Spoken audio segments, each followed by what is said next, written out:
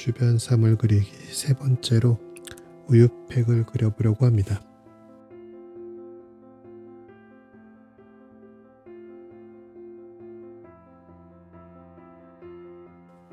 오늘 우유팩 그림은 첫 번째 간단하게 그리는 것과 두 번째 원근감을 표현해서 그리는 법, 세 번째 정확한 두 개의 소실점으로 그리는 것, 이렇게 세 가지로 나누어서 진행을 하겠습니다. 먼저 간단하게 그리기입니다. 우유팩을 그리기 전에 형태를 좀 보면 우유팩은 사각형의 몸통을 가지고 있고요. 그 위에 지붕처럼 생긴 뚜껑 부분과 접합 부분을 가지고 있죠. 이거를 옆에서 보면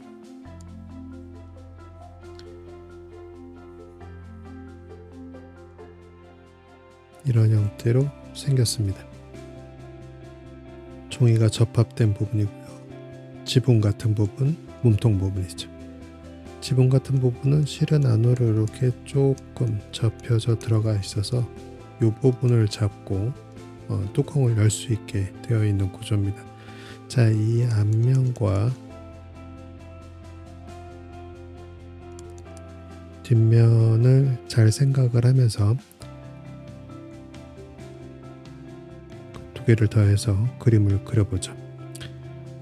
원근감을 무시한 상태에서 가장 간단한 방법으로 우유팩을 그려보겠습니다.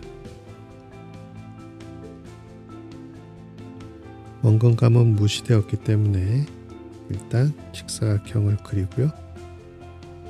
옆면과 정면을 나누는 선을 그린 뒤에 지붕과 같은 삼각형을 그리고요.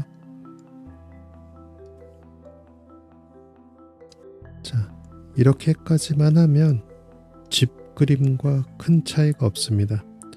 이 집의 형태를 우유팩으로 바꿔주는 두 가지 요소는 이 뚜껑이 접합되어 있는 이 부분,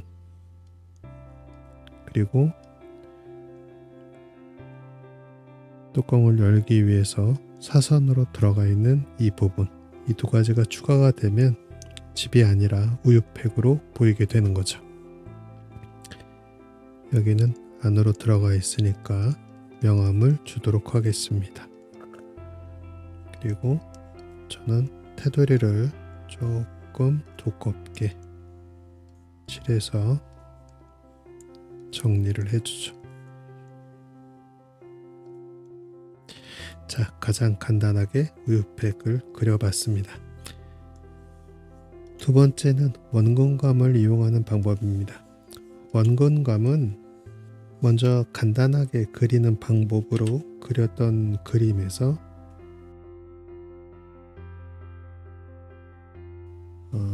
시선의 높이에 맞는 이 선을 기준으로 뒤로 약간 사선을 그려줍니다. 모든 선들을 이 기준에 맞춰 그리는 거죠. 그러면 원근감을 살릴 수 있습니다. 해볼까요? 자, 기준이 되는 선을 먼저 그리고요. 좌우로 사선으로 내려갑니다.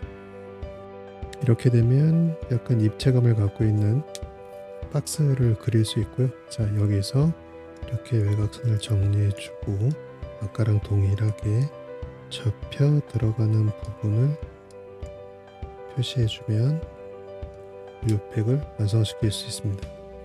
뒷부분이 약간 혼란스러우니까 필요 없는 선들은 지워줘 보죠. 자, 완성됐습니다.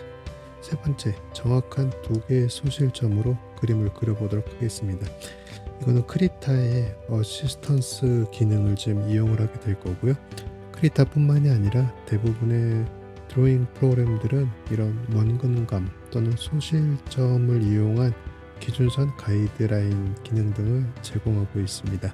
크리타에서는 툴바에서 어시스턴스 툴을 선택을 하고요. 툴 옵션에서 두 개의 소실점 옵션을 선택합니다. 자, 그리고 캔버스의 한쪽을 클릭을 하고요. Shift 키를 누른 상태에서 이동을 한 뒤 클릭을 한 번 더 해주면 두 개의 소실점이 생기게 됩니다. 그 다음에 중앙의 위치를 한 번 더 클릭해주면 끝납니다. 소실점 두 개가 가까운 경우에는 만화 같은 효과가 나기 때문에 소실점을 조금 멀리 두도록 하겠습니다. 자, 브러쉬 도구를 선택을 하고요. 스냅 옵션을 켠 뒤에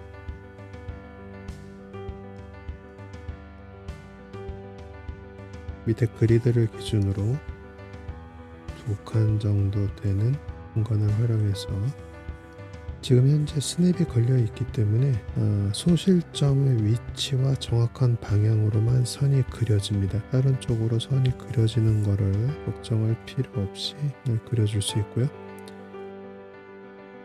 뚜껑의 기준이 되는 중심선을 정확히 중심에서 올려주고 뒤쪽도 마찬가지로 올려줍니다. 적당한 위치에서 뚜껑의 끝부분을 표시를 하고요. 뚜껑의 접합 부분도 표시를 해줍니다. 자, 이 상태에서 지붕으로 떨어지는 선은 그릴 수가 없기 때문에 소실점의 가이드라인을 해제하고 자 옵션을 선택한 뒤에 자로 그려줄 두 위치를 클릭을 해줍니다. 브러쉬를 선택을 하고 선을 그려주고요. 다시 두 개의 위치를 잡고 브러쉬를 선택 후 선을 그리고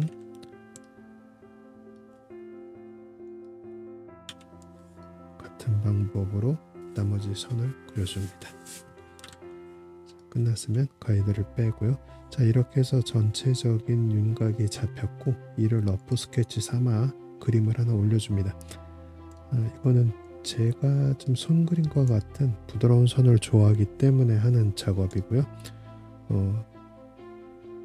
본인이 반듯한 선을 좋아하신다고 하면 지금처럼 레이어를 하나 더 만들어서 덧그림을 그리실 필요는 없고요.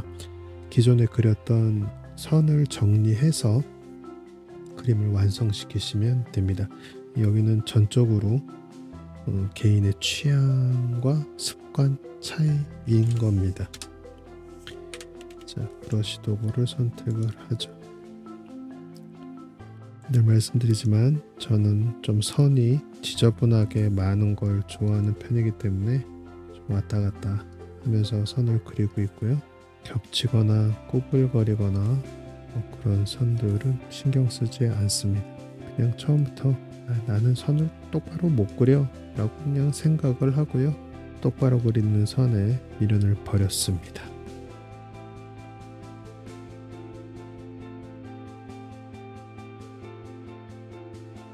자, 이것도 뚜껑의 경사진 부분을 이런 식으로 표현을 해주도록 하죠. 자, 약간의 두께를 좀 표현을 해주고요.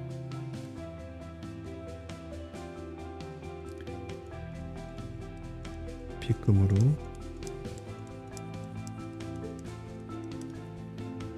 어두운 부분을 표시해 줬습니다.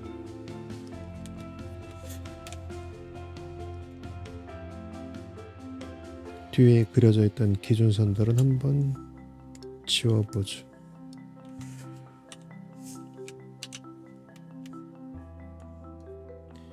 자, 그림이 완성됐습니다.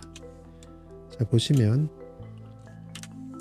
가장 쉽게 그린 그림이나 약간 입체감을 살린 그림이나 두 개의 소실점을 이용해서 정확히 그린 그림이나 실제 우유팩이라는 특징은 이렇게 올라오는 것, 그리고 안으로 들어가 말려있는 사선, 그리고 그 부분에 대한 명암 처리, 이것들만 제대로 해주면 어떤 형태로 그림을 그리든지 간에 보는 사람들은 우유팩으로 인식할 수 있습니다. 그러면 성공한 거죠. 내가 그린 그림이 우유팩이라고 남들도 다 알아볼 수 있으니까요. 그래서 오늘은 아주 간단하게 우유팩을 함께 그려봤습니다. 마지막으로 오늘 보여드린 방법으로 우유팩을 그리고 색칠까지 하는 전체 과정을 빠르게 보여드리면서 마무리하겠습니다.